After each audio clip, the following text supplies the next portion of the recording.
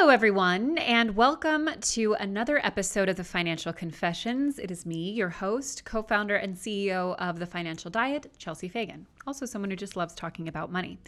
And today I'm bringing on a guest who is hotly requested from you guys in terms of topic. It's something that we have not yet covered on TFC, but it is something that I know that most people who are interested in personal finance, to one extent or the other, are also interested in learning more about. We are coming off of a year of basically very little to no travel, all the less so via air travel, and a lot of people are looking at their 2021s as a time to get back into traveling and possibly, if they were lucky enough to keep their primary income source, spend some of that money they were able to save from not really being able to do much through 2020.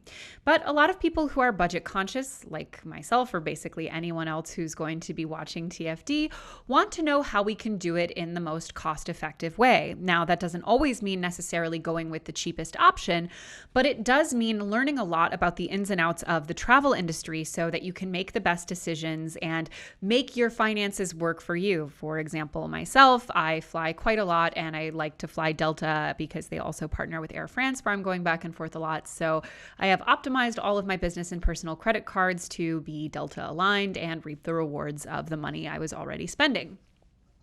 But the world of travel hacking goes well beyond just getting an airline credit card, and you guys asked us tons of questions for our guest, who I'll be getting to momentarily. But just so you guys know, we're actually this episode going to do all audience questions because you guys had so many, better than even I could come up with. While we may not be able to get to all of them, we will be able to get to a lot. I'm particularly excited to welcome our guest, who not only represents the travel hacking community in a way that I find very unique and interesting and enjoyable to follow and listen to, but she also speaks primarily to groups who are typically left out of the travel hacking conversation. Anyone who's ever Googled questions about travel hacking has probably seen that the space is overwhelmingly white and male and tends to focus on those travel interests. I'd like to move well beyond that and learn a lot about the ins and outs of travel hacking from all different points of view. So without further ado, I'm very excited to welcome my guest of Geobreeze Travel, Julia Menez. Hi, Chelsea. How are you today? I am very good. How are you? I'm so excited to be here. Thank you for having me on the show today. Thank you for coming. So part of the reason I wanted to reach out to you, in addition to the fact that I love that you're speaking about travel hacking from a different perspective, is that you have traveled a truly incredible amount yourself. And so I'd love to just start off by getting a little bit of your travel story, where you've been and how you got into travel hacking. Sure. So the first time I was ever on an international flight, I was 6 years old, and we went back home to the Philippines. I grew up in Blue Springs, Missouri, and then we took a flight halfway around the world at 6 years old. And at that point, all airplanes, even if you're in the most basic economy, just feel huge and magical. And I wanted to do that over and over again, but my family just didn't have really the money to do international trips each year. So we took an international trip to the Philippines maybe every 8 years. And that was our vacation whenever I was growing up. And then when I was in college, an opportunity came about to study abroad in China. And I jumped all over this because it was covered by scholarships as well, which was incredible. So then I was able to study abroad. I took an international business course. It was a summer course for about 6 weeks, all throughout China, Hangzhou, Beijing, Shanghai. We went all the way to Tibet. We took a 50-hour train ride from Tibet back to Beijing. There was not a real toilet on that train. It was a hole in the ground, and you could see the train tracks passing through. So that was an interesting travel experience. And then from there, I started full-time in my now day job as an actuary. And the entire time, I just kept asking our program director, who assigns people to their different roles every couple of years, hey, can I go into the international team? Can I go into the global team? Because I would really love to just have work pay for me to travel the world. And it just became harder and harder. The roles were very competitive. You had to relocate to Delaware first, which I didn't understand and I didn't want to do. And so eventually I was thinking, is there a way that I can travel for free without having to depend on my job to pay for it for me? And just kind of had that in the back of my mind of that would be nice if there was a way I could travel for free. Well, one day my husband came home from work and he said, "Hey, somebody at work mentioned all of these fire blogs, and I think you might find them really interesting." So he gave me a couple to read and did not realize how deep into fire and personal finance that I would get, because I just binge read Mr. Money Mustache and Afford Anything and Go Curry Cracker, Millennial Revolution, all of these for just weeks at a time. And eventually the topic of travel hacking came up, where people were doing geo arbitrage and able to travel the world for free just on credit card points. And my first reaction to this was, this is probably a scam, which is really everybody's first reaction to the thought of travel hacking and opening dozens of credit cards, and then you should be able to travel for free just off of the points. Everybody thinks it's a scam. I thought it was a scam. And my husband definitely thought it was a scam. So we said, okay, let's just do a lot of research and just maybe do one or two cards first. Slowly dip our toe in, see if anything bad happens to our credit score. So we opened our first couple of cards. I think it was a Chase Sapphire Preferred was my first one. And then we got one with SPG Hotels, which has since merged with Marriott, and said, okay, cool, we've met the sign-up bonus, we have these points, we'll use them eventually. And we were about to go on our trip to Morocco at the time. So then 20 hours before our flight, our tour guide had to cancel our entire booking. And I was panicking because we had no hotel, no excursions, no transportation or anything. But we had credit card points. So then I called American Express and said, hey, we have these points. I heard I can get free hotels. What can I do with these? And they said, yeah, you have enough for, I think it was 3 nights at the Sheraton Casablanca. Here, we've made a confirmation for you. Just present this to the hotel desk when you land. And the entire time we're just thinking, this isn't going to work.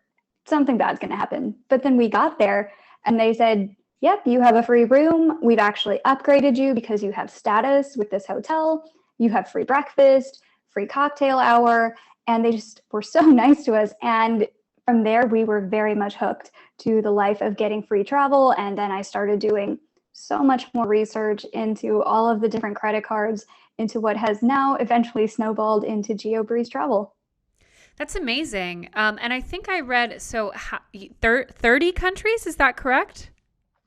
Yes, more than 30 countries at this point that we've traveled to pre-pandemic, and hopefully one of these days we will be able to get back into traveling all over the world. That is mind-boggling. That is mind-boggling. So as someone who started getting into this by reading a lot of those like fire and travel hacking people, as I mentioned at my intro, one of the things that, because we wanted to get a travel hacker onto the show, but it can be a very homogenous community. And it can also be a community that I think doesn't actually speak very well to people who are living on a budget. Like, it actually speaks much more to people who like just have a ton of money to spend on credit cards and are like optimizing that. So I have sort of a two-part question. One, why do you think the world of travel hacking is often so homogenous? And B, why do you think that it often doesn't speak to people at different budget ranges? Sure. So way back in the beginning, the people who were able to take advantage of these different frequent flyer programs, these different credit card programs, they were just often white males, white men who could travel a lot for consulting, people who were in investment banking. And there's often that you're just in the wake of homogenous demographics in so many different industries. And when you don't have a diverse or inclusive representation in banking or consulting or anything else, the people who you have in those industries and who get to take advantage of that lifestyle are the people who are going to write about that lifestyle, and it's going to attract more of that demographic into that lifestyle, where you kind of have to see yourself represented to believe that you can do this too. And so if you just have a whole bunch of tall white men who are always on these planes and always on Reddit or Flyer Talk or any of the forums who are saying, oh, well, here's my experience, and you never see any other experience represented, it kind of can give off the impression of, oh, this isn't for me. I already thought this was scammy. And it may be for people like me. There's obviously a huge distrust of banks and credit card companies, lending companies, other financial institutions when it comes to immigrant communities, women, people of color. There's that financial distrust. And when you don't see anybody from your own community represented in these circles, it just really does give off the impression of, this is not for me.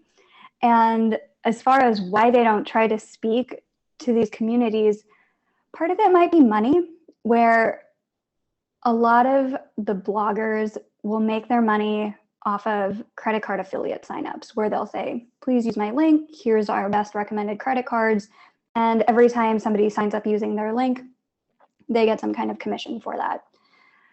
Well, it's a lot easier to make money off of that model if you are pandering or catering to people who you know are going to get approved. So people who are already wealthy and well off and in the tech industry or the consulting industry, financial services industry. So it's kind of this closed loop of go where the money resides. And they were like, maybe there's not a lot of money to be made off of catering to women who want to do this or minorities who want to do this, even though there very much is.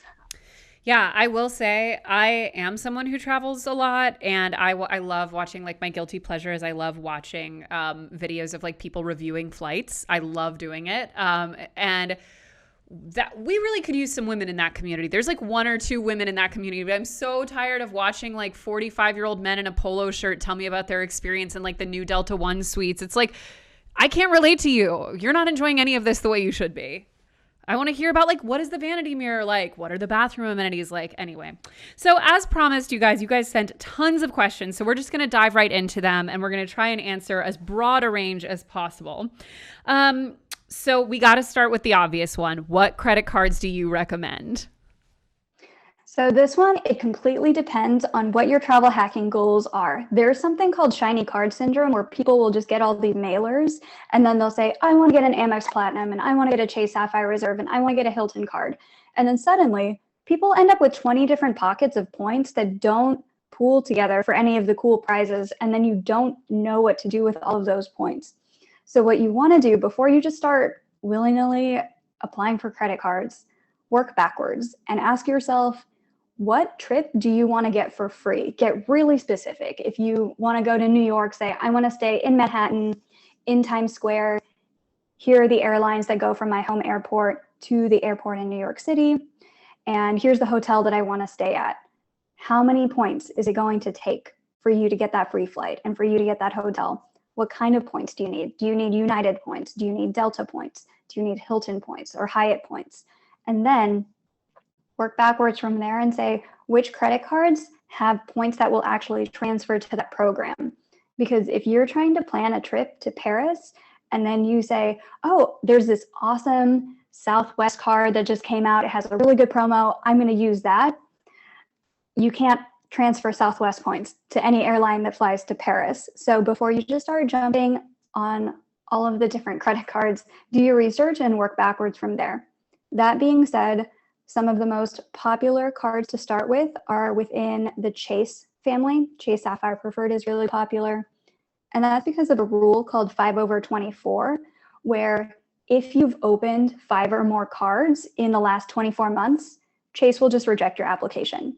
So people normally will start with Chase before going to Amex because American Express and Citi and all of those don't really care if you've opened 5 or more cards.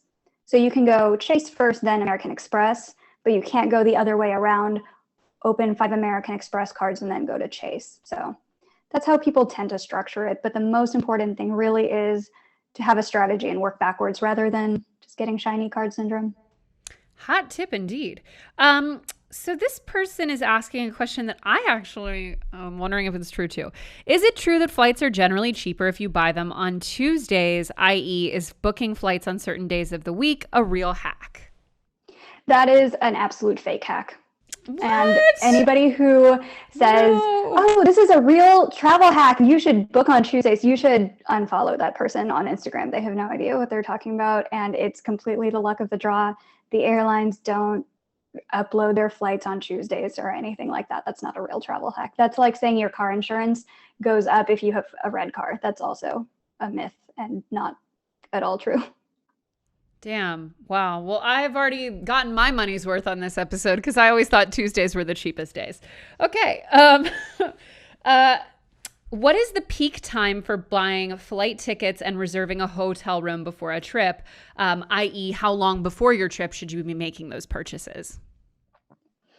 So the nice thing about points and miles is a lot of the times, depending on which airline you're flying, it could be distance based. So let's say it's going to take you 40,000 points, no matter how far or how close you're going to the actual date. Same with hotels. If you're going to be staying during peak season, it's probably going to cost you, let's say, 10,000 points per night, no matter if you book it the week before or months out before. So that's something that's nice, is it doesn't really matter how far ahead you're booking. Because I know the answer they're probably looking for is, oh, there's this peak time of exactly 6 weeks before the flight that you should book, and that's when you should go. People who say those things as travel hacks are also completely making it up. There's no peak time that happens 6 weeks ahead of time or so, especially if you're doing this on points. If you really want cheap flights, the cash way, sign up for flight alerts. You can either just set them up yourself on Google Flight. You can sign up for something like Scott's Cheap Flights alerts or Thrifty Traveler. There's a lot of mailing lists where you just tell them, hey, alert me whenever there's a cheap flight to Japan or something like that. So that's how you can find cheap flights. It's not going to be a specific amount of time before your destination.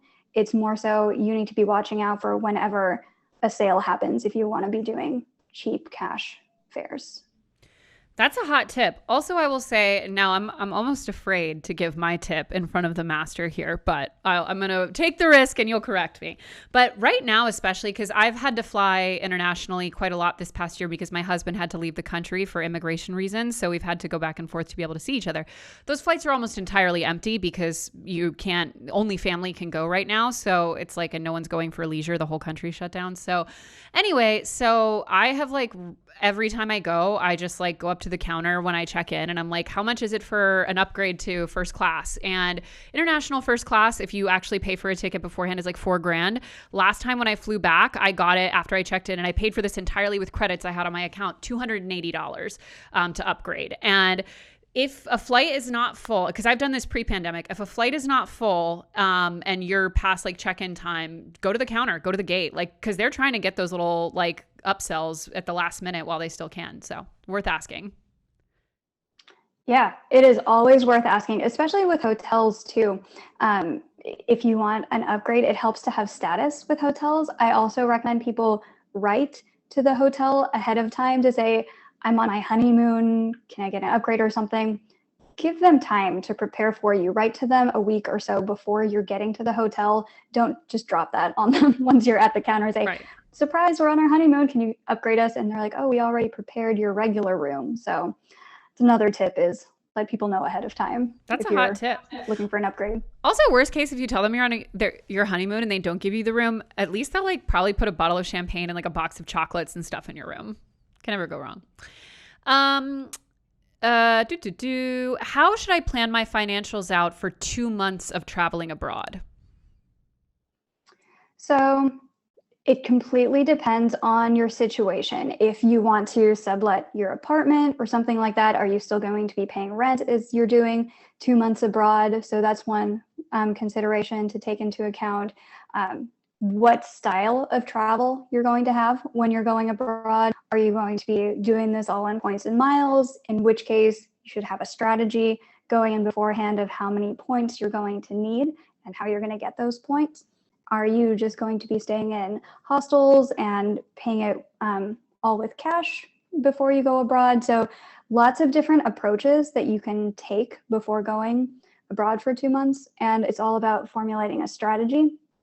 We have so many different people on the podcast who talk about different strategies that they've had for traveling abroad. There's a hack called the ANA Around the World trip. You can get 8 flights in business class for about 125,000 points, which is 1 or 2 credit card signups, and then stop in 8 cities around the world if you wanted to do that for 2 months. And there's also a lot of people who talk about ways to stay in hostels or do cheap travel or stay in really, really inexpensive Hyatt houses or something like that all around the world. So it just depends on what style you're looking for. I have a hot tip. I'm packing right now for 6 weeks away, and I'm doing it in a carry-on and a duffel bag. I also have a dog, so it's like we're a bit of a motley crew. But let me tell you, one thing that I did not used to do before I would go away for long periods of time, and now I'm religious about, is like factor laundry into your trip. Because if you like, the difference between packing for 6 weeks or 2 months with and without frequent access to laundry is like night and day. And you might think like, oh, I'll just like wash my stuff in the sink and let it hang. No, you will not. It will be such a nightmare to do that. At minimum, if you're not going to be like, I would say try to factor in at least one place where you have access to on-site laundry, like a washing machine in an Airbnb or like a hotel that will do your laundry. But at minimum, plan out like, am I near a laundromat? Like, can I block off a day to do my laundry? Like, factor in laundry. Absolutely. And also, hot tip with laundry, if you are washing stuff in the sink, lace dries a lot faster. Also bring one of these hair clippies, because then you can string underwear and bras and stuff and then hang it in the closet, and then you don't have to take up all the hangers. This will hold like 10 pieces of underwear. So these hot tips are flying fast and loose. For those of you listening, she held up a butterfly hair clip. Okay. And I really want to know this one, because this is one of my favorite subjects. What are your tips for packing lighter, especially if you don't want to check a bag? So first of all, with checking a bag, a lot of the credit cards let you do that for free. But if you absolutely don't want to do that, like you mentioned, going somewhere that has access to laundry, so you only have to pack a few clothes and then you can just wash them over and over again, is really great. Avoiding liquids. So if you can get a shampoo bar, a conditioner bar, a soap bar instead of all of the different heavy liquids, because liquids are so heavy. Yeah, they are. Pack your own water bottle and then fill it up at the airport. Don't be bringing a whole bunch of liquids onto your flight. That's going to save you a lot of weight. I totally agree. I would also say, like, I'm not normally one for this in real life, but the capsule wardrobe method is truly, like, when you're packing, it is indispensable. Actually, I said I was going to only ask audience questions, but I do have a question for you now that you've said this. Where do you stand on building up status with one airline versus just always optimizing for the cheapest flight? I would recommend, if you're going the points and miles route, optimize for one program first. So maybe that program is Chase before expanding to American Express. Because if you're always chasing the cheapest deal, you're spreading yourself really thin. And then you also can't focus as much on the good hacks to get business class flights, first class, getting really, really good redemptions if you're trying to pay attention to every program at the same time. So it's really important to just stay focused and say, what is the trip that you're trying to hack, and working backwards from there. I would recommend focusing on one program first, learning the ins and outs and sweet spots of that program instead of spreading yourself too thin. And what about individual airlines? So the nice thing about the Chase program is it transfers to a lot of airlines. So if you're focusing just on the Chase program, you can transfer that to United. You can transfer it to Southwest. You can transfer it to JetBlue or a lot of other ones. And then if you are just focusing on American Express, you have a lot of other airlines you can transfer to. One of my favorites is ANA Airways for Japan or around the world trips or anything else like that. So focusing on a points currency that also has transferable partners kind of gives you the best of both worlds, where you don't have to learn 15 different programs at once, but also you still have options in case you want to do some domestic on Southwest, but some international using Iberia or United or British Airways or something else like that. Love that. You know, I'm going to have to shout out my beloved Sky team, Delta, Air France, Air Korea. We got, you know, I have some serious loyalty. They're, you know, listen, every loyalty program is different, but I have to say the Sky team one is pretty good. Also, you should look at what like the airlines partner with, because that's, I feel like, just as important as the airline itself is like, who do they partner with? Yes, airline alliances are so important because so there's this trick with Chase Ultimate Rewards. Whenever people want to go to Hawaii, they're like, oh, I'll just pay through the portal. Don't do that. Also, then people are like, oh, well, United flies there. I should just transfer my points to United. But what you can do instead, if you were to transfer your points to Singapore Airlines KrisFlyer program, you can fly on the exact same United flight for fewer points because Hawaii is one of the sweet spots on their routes. So learning which airlines are in alliances with other airlines and what those sweet spots are will save you a ton of money. Wow. My mind is just being blown every 30 seconds here. When it comes to booking travel and accommodations, like the flight experience, the hotel experience, all of that, what should you splurge on versus what should you be more cheap about? Oh, this completely just depends on the person. So for me, I don't like to splurge on flights. I like to go for the hotels because I'll be sleeping in the hotel. I'll spend more hours in the hotel versus the flight. But also, I am 5'1", so I can cram myself into an economy minus seat and be perfectly comfortable. A lot of my travel hacking friends are guys who are 6'3", and they're like, there is no way I can get from the United States to Europe and not die in economy. I have to strategize how to get business class seats at least. And they're like, whatever, a hotel room's a hotel room. I'm not going to be in my hotel room anyway. I'll just be walking around the city. So it completely depends on what your personal style and preference is, and then figuring out a strategy that gets you what's important to you. It's kind of like the same question of what's the most important thing to spend your money on. It depends on your personal values and priorities. I agree. Spiritually, I'm your 6'3" friend because I want to be able to sleep on a plane. What is so important to me, having to go back and forth to Europe a lot, is freaking jet lag. And if I don't sleep on the plane, I'm going to lose like several days of sleeping badly. Whereas like in a hotel, it's like I'm with them. I'm like, what do I care? I'm not even going to be here anyway. And like a hotel's a hotel.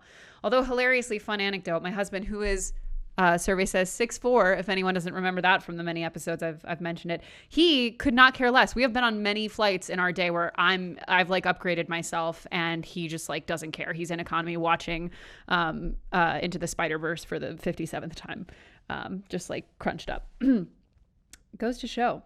When traveling abroad, this is a good question. And actually, I'd love to add like a little bit of a gender element to it. So when traveling abroad, how do you go about researching societal norms and customs? And especially when traveling as a young woman, how do you do things like mitigate safety? Yeah, so it's important to research before you go anywhere. I'm very lucky that I almost never do solo travel. I'm always with my husband. So that helps me personally. It also really helps to get to know some people in the country, if possible, before you go. So there's lots of different Facebook groups where you can ask, hey, is there a local person who can give me some tips or tricks, or maybe play tour guide for a day? I'm a chapter director for the New York chapter of Wonderful, where they have women all over the world who are happy to play tour guide, show you their favorite place to eat, give you local travel tips. So just finding an organization like that or a community of women really helps to help you feel more safe and also have a friend wherever you are traveling. That's great. And in terms of like societal norms and customs, where are good places that you know of to research that? So I start with Google, but if you can find somebody who's actually there on the ground who can tell you the experiences that maybe Wikipedia is not going to know, or again, a lot of these different websites are just written by some probably white male who's like, oh, I traveled to the Middle East. It was fine. They didn't make me wear a headscarf. I'm like, well, you're a dude. So yeah, it was probably fine for you.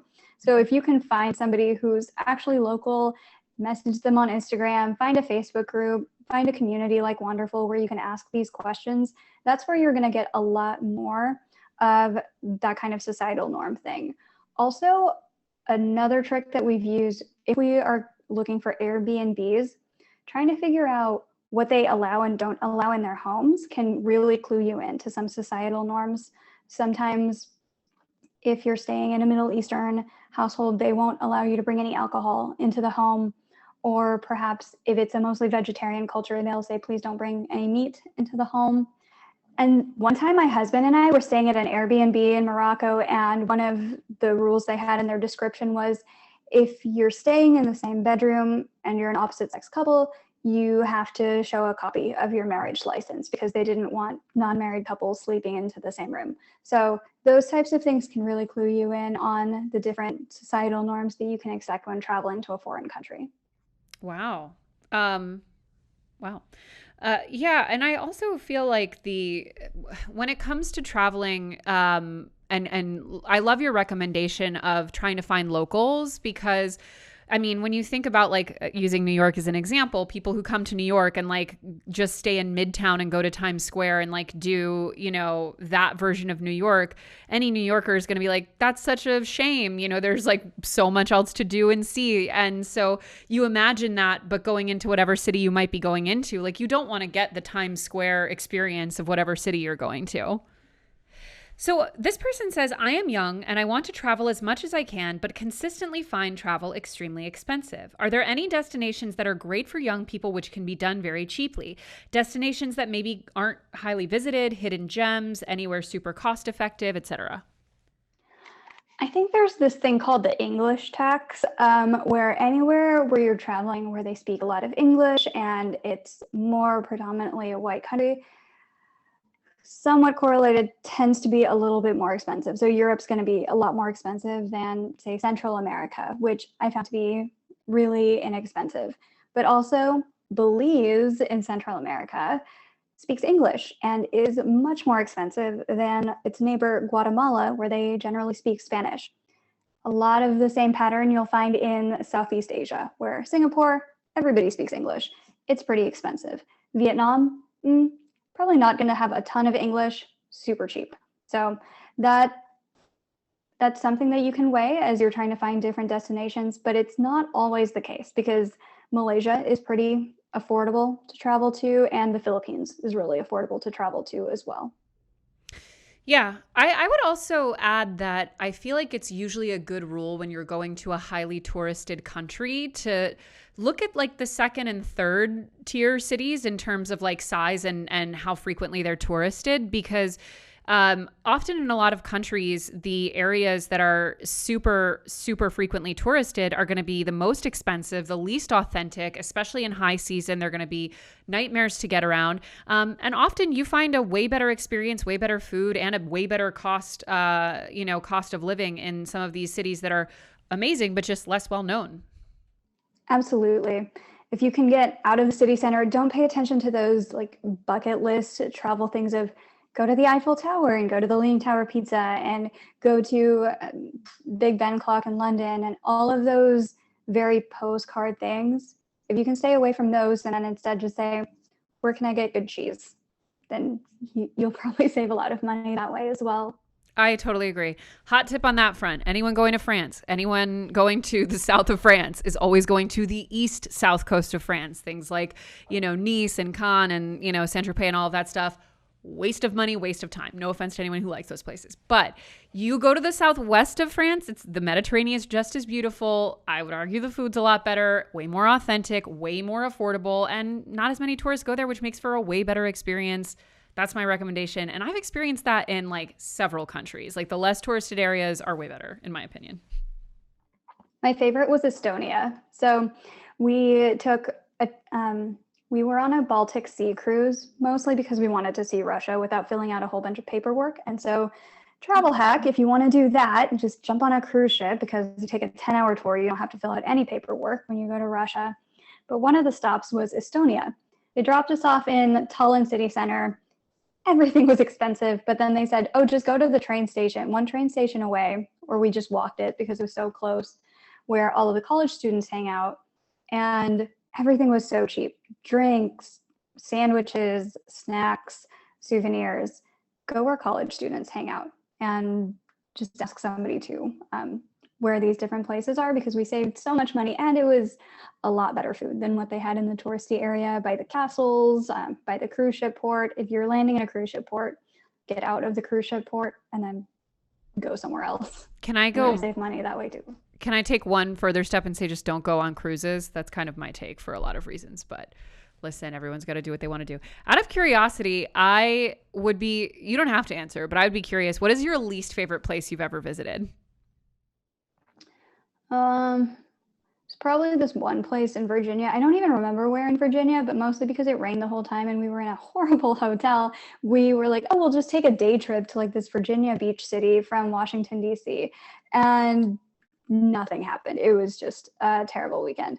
But as far as international trips, I don't really know if there's a place where I went and I just thought this is an absolute waste of time. There were certain cities in China where there was just nothing going on, and just difficult to get around logistically. It wasn't interesting. There wasn't anybody to talk to. The food wasn't good. But those aren't really the cities that I would expect anybody to end up who's listening to this show unless you're taking a train from Xi'an to Tibet. So those are really the places that I really have not enjoyed going. Yeah, I mean, I'm from Maryland, and I can tell you that a lot of places in Virginia have that energy. So, is opening up a bajillion new credit cards for all of their promotional travel points a get rich quick scheme, or does it actually work? And then what do you do with all those open lines of credit? Yeah, so you have to make sure that you approach it strategically and do it correctly.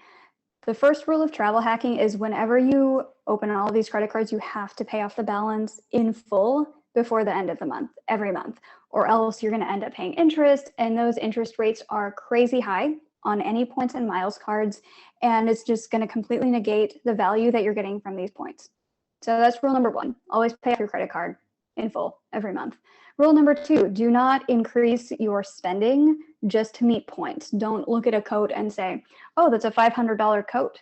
I think I'll buy it just because I want 500 more points. There's always a way where you can strategically earn more points without having to completely blow your budget. So that's rule number two. Once you have those down, then the concern is this going to hurt your credit score? And it's not, as long as you do those two things, because you're being very responsible with your payment history. And then also, as you're opening up all of these other cards, your utilization is going to go way down from your credit, which is good for your credit score, because your utilization is your credit that you're using divided by the total amount of credit that's available to you. If you have a whole bunch of credit lines open, lower utilization, higher credit score. It can be a get rich quick scheme, and then you decide you don't want to do this anymore and then eventually close down the cards. Closing down the cards will hurt your credit score because it's going to have the opposite effect where your utilization goes up because your total credit lines shrink. But most people I've found, once they've experienced getting to travel for free, they want to do it over and over again. So from there, it's just a question of justifying the annual fee each year. There are some credit cards where you're like, oh, this card really isn't worth keeping. I don't want to pay the annual fee on it. I'm going to close down this card. But a lot of the cards will just pay for themselves. A lot of the hotel cards, you'll maybe pay $95 in annual fee each year, and it comes with a free hotel night. And so as long as you can find one hotel that you want to stay with in that brand, and that hotel would have cost at least $95, then that hotel card pays for itself. It's worth keeping from year to year. So in that sense, it's not a get rich quick scheme. Some people definitely do try to apply for a ton of cards really quick. You're not allowed to as much these days anymore because of rules like 5/24. Mm-hmm. But it is a legitimate strategy, and it can be a long-term sustainable lifestyle and long-term sustainable game to do travel hacking. If you're treating it as a get rich quick scheme, you're probably going to get in a lot of other types of trouble anyway. Yeah, in general, let's avoid the get rich quick schemes. What part of the travel industry is the hardest part to hack? And has there been a moment where you were traveling and you've had to spend a lot more money than you expected to? So, shopping, probably. If you're going to a lot of foreign countries, I really like night markets in Asia. They're not going to be taking credit cards. You're going to be paying cash. And so that is difficult to hack in the current sense with points and miles. So if you enjoy shopping, it's just one of those prioritization things of, is it worth it to me to go on this shopping trip and not get points and miles for it? If you're shopping only to get points and miles, then just do that online. Stack Rakuten with your points and miles. But if you like going shopping, in markets for the experience of shopping in markets, then you just say, okay, I'm not going to get points and miles for this, but that's okay. I like that. In terms of the time suck, how much time does it really take usually to hack a vacation compared to just booking it normally? Oh, it's going to take a lot more time to hack it than to book it normally. But I think that's also the same mindset of how long does it take to set up investment accounts or like IRAs or like understand personal finance versus not understanding personal finance and throwing money at every problem that comes your way instead of learning it. So if you find that it's worth it to save thousands of dollars a year, then I can't really say how many hours it's going to take you to learn these things, because the more time you spend on it and the deeper you go with learning the next level hacks, the more money you will save. And some people, if they just want to stay on the very basic route and say, I'm going to open 2 credit cards, one for flights, one for hotels, save a couple $1,000s a year, that's fine. That's a completely legitimate approach to travel hacking. If you want to be the kind of person who wants to learn all of the different award charts and sweet spots and everything, that's also a legitimate style of travel hacking. And you just need to know, kind of eyes wide open, what it's going to take to learn that kind of content. It very much helps if you join a community where there are other travel hackers who will just tell you about these kinds of things. If you're trying to DIY everything, it's going to take a long time to read through all of those blogs and watch all those YouTube videos. So find a community. Also, you can hire people like me or other travel hacking coaches who will just give you the answers depending on what exactly trip you want to hack. It's probably about as fast as using a travel agent.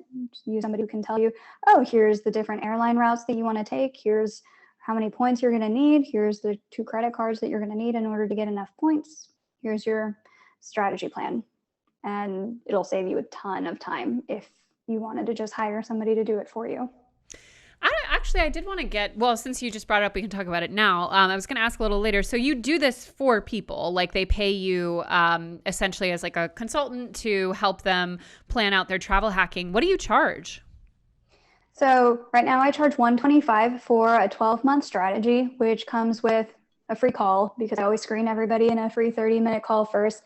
And a lot of people, they decide they don't want the coaching program. That's totally fine. I just kind of give them the first few steps where they can travel hack it on their own. But if they decide they want some more customized help, I put together a step-by-step every month. Here's what cards you should open. Here's the milestones that you should be reaching in order to get the trip that you want for free. And it comes with 2 video calls, one to debrief at the beginning with the strategy, and then another one at the midway point where I teach them how to transfer their points and what the redemption strategy is with all of the different points that they've earned so that they can get the free travel. Damn. Honestly, $125 for a whole year's worth of travel hacking strategies, that probably pays for itself really, really quickly. Oh, you can easily save 10, 20 times that. Damn. Well, we could talk about this later, but I'm on a life's mission this year to reach diamond status with Delta and could use some help. The blogs are lacking. Let's just say that in their advice. Okay. This is actually, this isn't a question. This is a discussion prompt, which I'm also very interested in. Airbnbs versus hotels. Discuss. I prefer hotels because I'm into points and miles. Also, I used to be in this belief that Airbnbs would help stimulate the local economy and you were helping a family who just needed some extra side income by renting out a room. I used to believe that, and then we couldn't ever find Airbnbs where there was an actual host who was home, because a lot of places we were traveling, mostly this happened a lot in Spain, real estate developers would just buy out entire neighborhoods and they would kick out people who could afford those apartments, and then suddenly they weren't affordable anymore. And so then I started to feel bad for using Airbnbs. I'm like, well, if I stay in a hotel chain, at least I know what I'm getting. Whereas when I was staying at Airbnbs, I felt like I was trying to trick myself. It was almost like a greenwashing effect where I'm like, oh, I'm helping a local economy, but really I helped kick out a local neighborhood. So that's why I don't like staying in Airbnbs unless there's a host who's there. Yeah, I agree with that. I also, unless, like, obviously for a longer stay, an Airbnb is usually better because you just have like a kitchen and a washing machine and like all the stuff that you need. But for shorter stays, I really do feel like we've lost touch of why hotels are great. And it's like because everything's taken care of and you can leave your bags there whenever. And it's just like, I don't know, it's a nice seamless experience that I feel like we've taken for granted that used to be a part of travel. And now it's like the number of times I've arrived somewhere at 7 a.m. and had to like wait somewhere for hours and hours until I could drop off my bag is too many. Actually, though, you did mention the greenwashing thing, and that reminds me. So we have a question about how do you balance travel hacking with the ecological concerns of flying? Yes, that's a really good question. So whenever it comes to ecological discussions, it's like, for me, money, where you can't do everything. And if you tried, we wouldn't be having a travel discussion because then you just wouldn't travel and you wouldn't eat meat and you wouldn't do anything else. So personally, what I like to do, I like to buy carbon offsets to help myself feel a little better. And there's little things you can do, like packing your own water bottle, maybe not eat meat as much if you want. So it just kind of depends on how much you are dedicated to offsetting your own footprint whenever you travel. There's lots of different calculators that can tell you what is the carbon impact of you taking this flight. Here's how much it costs to offset it. So it's a personal preference of how much you want to offset your own travel. But I do strongly believe in making it more widely known that these resources exist and that people should be aware of how much their travel habits are contributing to carbon footprints and everything, because there are some perverse incentives in travel where if you take like 15 flights in 90 days or something, that you get to level up your status. And so people are just taking flights to nowhere to get these different mileage runs. And I'm like, oh, well, that's horrible for everything. So it's a lot to balance and a lot to take into consideration with the lifestyle. If you want to do travel as well, then do you want to offset it with some other piece of your life, whether monetarily or with your diet or another piece of your lifestyle, maybe scaling down your house or something else like that. Yeah. Also, I feel like one of my biggest frustrations is how much Americans freaking drive everywhere. And I know that sometimes you can't not drive. And I know that I'm, an urbanite who's, not had a car in 10 years. So I'm like not part of this conversation. But even when I lived in areas that were not as well furnished by public transport, like I took buses all the time. I rode my bike places. I walk places. Like I feel like we need to make it more of a norm that like we don't have to get in our cars and drive everywhere. And I feel like that's an easy place also that people can make a trade-off is like not driving as much. Absolutely. Driving and air conditioning is apparently a huge one. Clothing, and if you can just buy things from Poshmark instead of H&M, that can make a huge difference as well. Back when I lived in Boulder, Colorado, I was really into zero waste. Made my own deodorant, my own almond milk, bread, everything. So wow. I've been into the ecological thing a lot before. I'm not as deep into it in New Jersey, mostly because, again, there's just trade-offs with everything. If I said, I never want to get takeout because it produces trash, well, our restaurants are struggling really, really hard and could use people supporting our restaurants. And yeah, they might give you a styrofoam tray, but it's somebody's livelihood. So there's a lot to weigh whenever somebody's like, well, what about like this concern or this societal impact? I'm like, you can't look at anything in a silo. And it's a holistic consideration with the entire industry of travel too, where you have to say, okay, it could be bad for the environment. Do we want to shut down the economy at the same time? Is there a way to do it sustainably, and coming up with those creative solutions? Totally. What would you recommend for people who are looking to get into travel hacking, but maybe don't yet qualify for all the fancy dancy credit cards? That's a really good question. So there's a lot of different travel hacks that don't involve credit cards. Some of them are just shopping portals. Like I love Rakuten, and you can get a lot of cash back that way. You can start getting into the hacking mindset by learning some of these different programs. There's Hilton surveys that you can take to earn some Hilton points. You can always just earn points the old-fashioned way by taking flights and staying in hotels and getting used to monitoring the different sales that go on, putting on flight trackers like we mentioned before. So there's a lot of different hacking things that you can do that don't always just involve opening a new credit card. And we have a lot of those episodes on the Geobreeze travel podcast too, where maybe your travel hacking style is finding a job that will pay you to travel, or doing some kind of geo arbitrage where you relocate somewhere to save money and then you get to kind of travel, but you live in paradise the whole time. So lots of different creative solutions that you can take to that problem. I love that. So as a last question before I get into, I wanted to do a fun modified rapid fire questions this time because I just wanted them to be about travel stuff since we're lucky to have someone who's got the expertise there. But someone is asking, and this is something that I've often wondered about, like what are good ways to get the best rates, specifically when booking hotels? This person is saying they've gotten a mobile discount by booking on a phone versus a laptop, but like things like that. Yeah, so with hotels, there's lots of different discounts that you can find. Sometimes, if you're an employee with a hotel, you have access to a lot of different industry rates. Same if you wanted to take on a side gig as a travel agent or something. I did that for a while. Geobreeze actually started as a travel agency, and I had access to a lot of travel agent rates. So those are two ways to get some good deals. I know this person's probably looking for like, is there a website that just aggregates all of the good deals? And that's always the question with travel hacking is like, is there just a secret website that people need to know about? And that's never really how it works. How it works is you want to position yourself strategically for what you are looking for. And if it's hotels, there's different places that also do hotel alerts for hotel sales.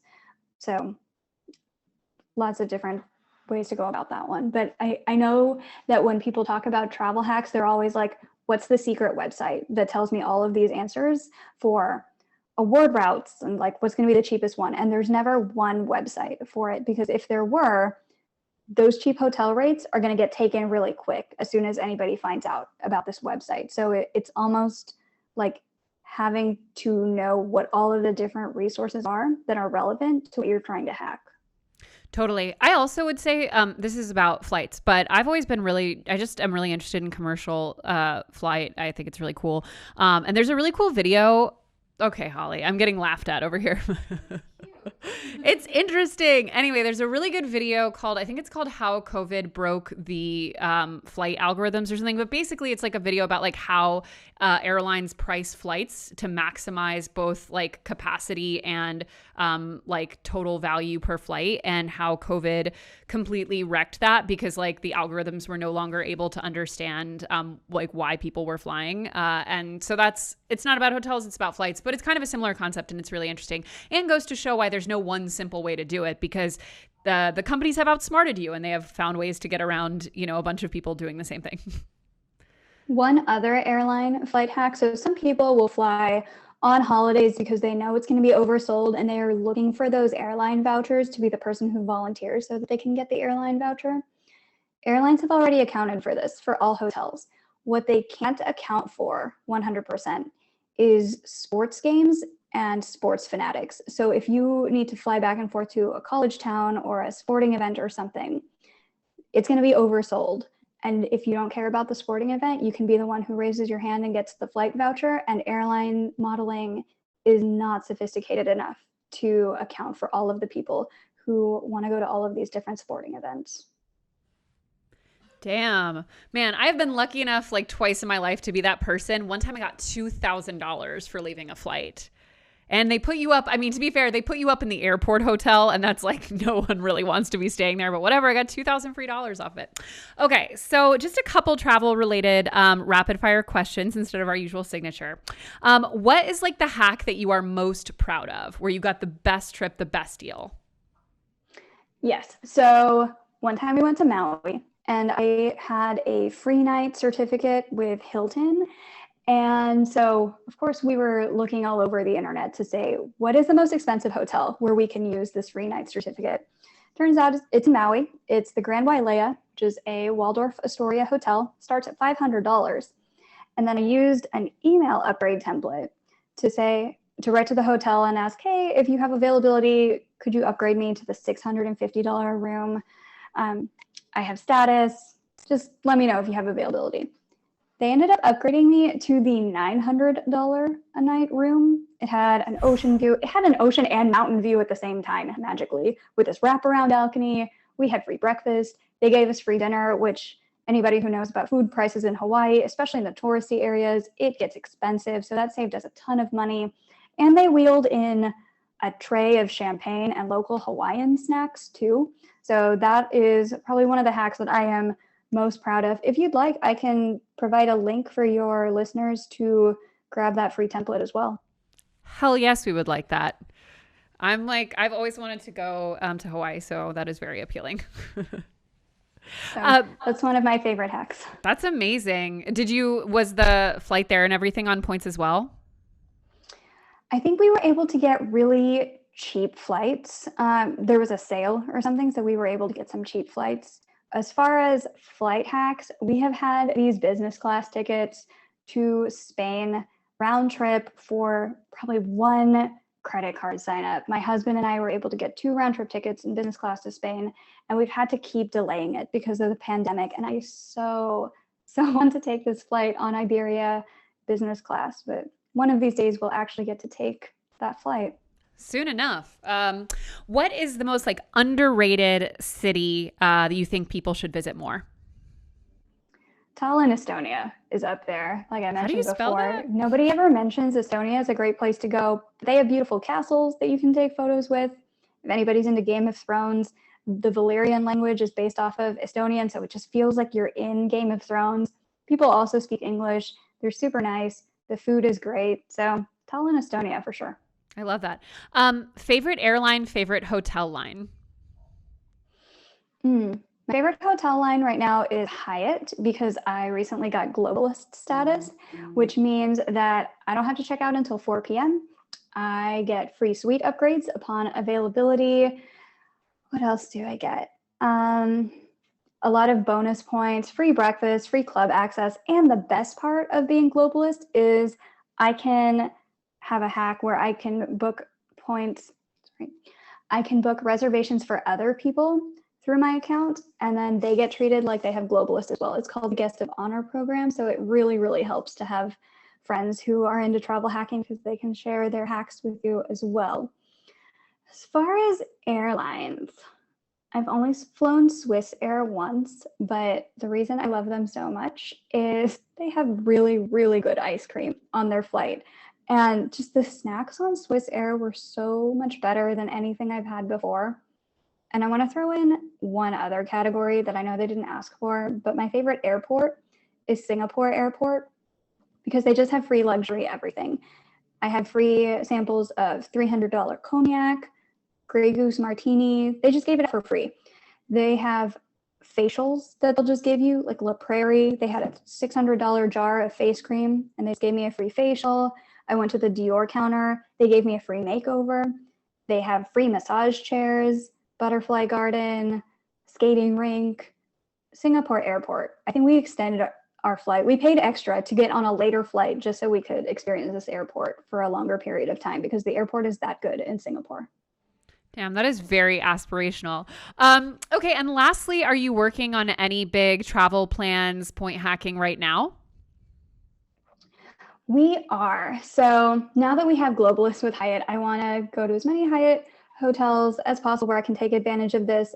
I'm definitely planning a staycation at the Park Hyatt, New York City, because it can go more than $1,000 per night sometimes, and it's one of the most luxurious hotels in the world. So I want to experience that as a globalist.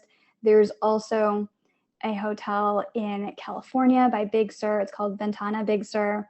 It goes for $2,000 a night, and I have enough points to get a few free nights there.